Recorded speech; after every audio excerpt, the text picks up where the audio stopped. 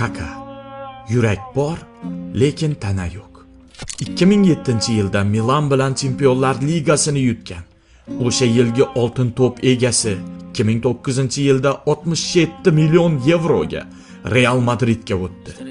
Bu o'sha davr uchun juda katta summa edi. Ammo Realda ketma-ket jarohatlar, tizzadagi muammo, mushak yirtilishlari, faoliyatining 2 yili operatsiyalar bilan o'tdi. Mourinho bilan til topisha olmadi. Keyin esa u o'zining asosiy tarkibdagi o'rnini ham yo'qotdi. 2013-yilda u o'z uyiga, Milanga qaytdi.